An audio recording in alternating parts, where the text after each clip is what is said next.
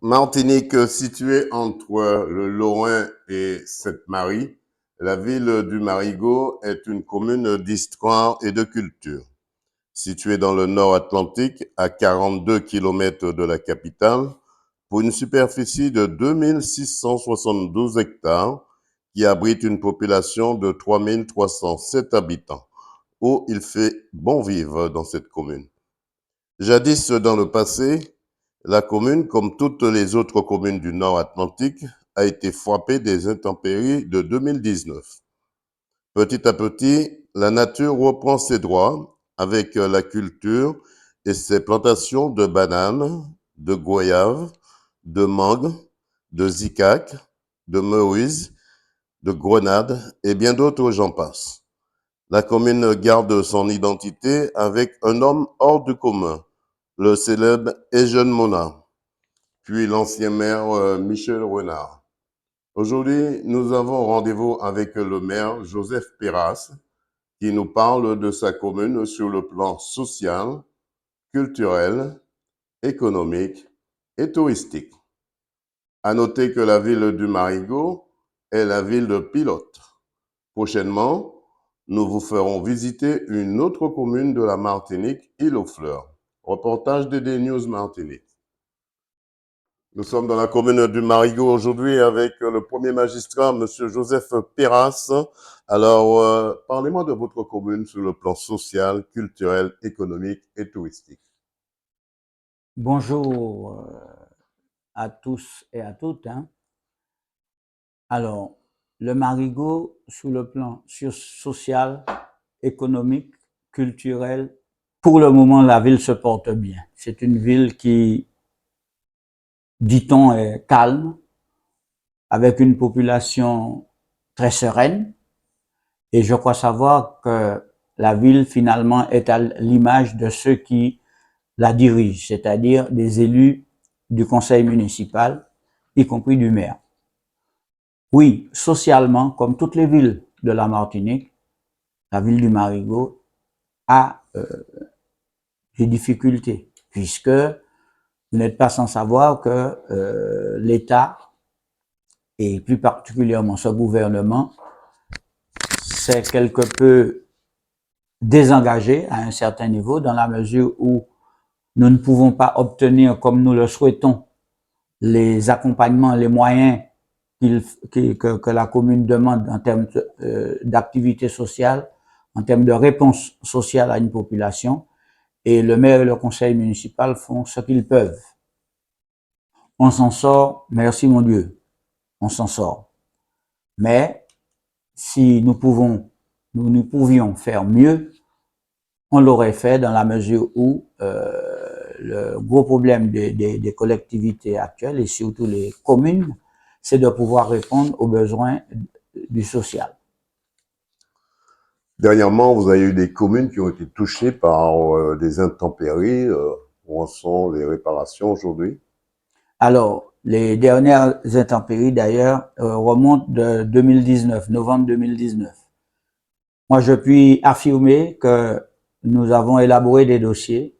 Nous avons d'abord recensé, nous avons ensuite élaboré des dossiers et tous nos dossiers ont pu obtenir des réponses favorables. Favorables dans la mesure où d'ici un mois et demi ou deux, c'est-à-dire pour le mois de septembre, beaucoup de ces travaux vont démarrer, tels que à Baignoire, où nous avons un ouvrage hydraulique à réaliser, donc réparation juste avant l'entrée de l'école Baignoire. À Dominante, au quartier Grand des Gras, où on avait un glissement de terrain très très important assurant la liaison entre la départementale et la route communale de Grand des Gras. Nous avons aussi au bout, en contrebas du lotissement de Haumont, des travaux de confortement à réaliser. Donc, je crois que pour ce qui concerne les problèmes suite aux pluies diluviennes, eh bien, nous sommes dans les temps. Qu'en est-il sur le plan culturel? Alors là, je crois que il vous suffit simplement de vous rendre à l'espace Eugène Monat, où nous avons une directrice des affaires culturelles et sociales qui fait un travail considérable, rien que par le programme de vacances Marigot 2023. Il n'y a pas un jour sur la période de juillet, août et même début septembre qu'il n'y ait pas d'activités culturelles sur le territoire de la ville par le biais de conférences, de débats et autres spectacles, séances de cinéma en public, etc. Je crois qu'à ce niveau, la population du Marigot a tout lieu d'être satisfaite. Alors, c'est une commune qui représente 3285 habitants. Qu'en est-il sur le plan économique? Sur le plan économique, alors ça, c'est le plus difficile. Vous savez que on a toujours parlé des difficultés des communes du Nord à se développer. Cap-Nord, dont je suis membre, eh bien, fait ce qu'il peut à ce niveau. Pour nous, nous avons nos projets. Nous sommes en train d'élaborer des dossiers sur le bourg, puisque nous avons un bourg qui est plus ou moins vieux, avec beaucoup de ce que l'on appelle des dents creuses. Donc, le premier travail de la collectivité a été de faire acquisition de ces dents creuses, c'est-à-dire des bâtiments qui sont abandonnés, qui ne sont pas habités. Et les difficultés que nous rencontrons sont d'ordre, d'une part, parce que en grande partie, ça appartient à l'agence des 50 pas.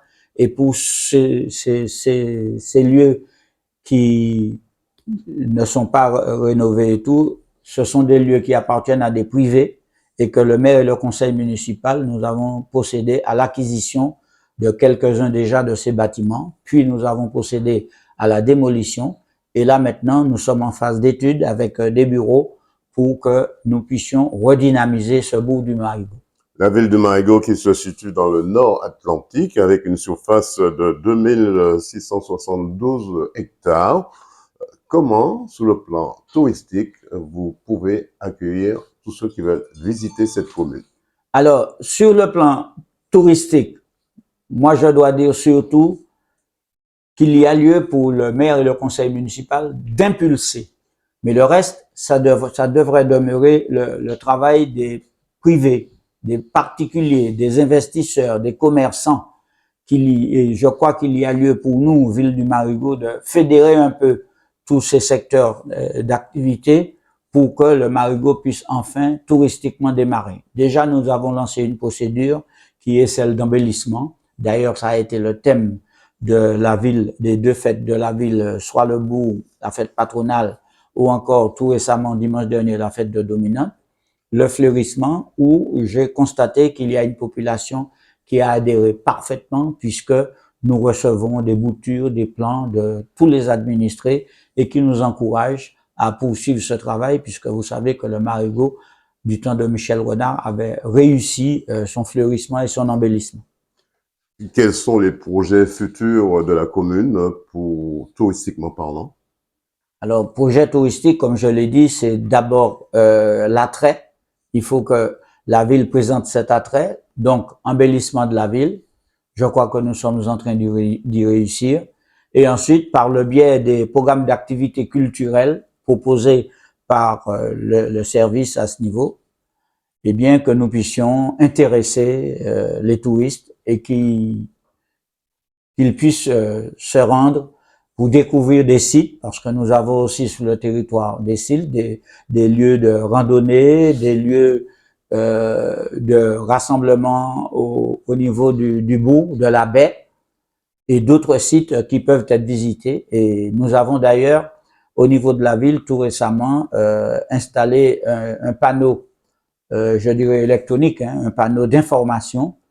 Et je crois qu'à longueur de journée, les Marigotins et même les touristes de passage peuvent s'informer et avoir le maximum d'informations sur les différentes activités touristiques qui se déroulent sur la ville. Dernière question, qu'est-ce qu'on peut souhaiter à la ville du Marigot?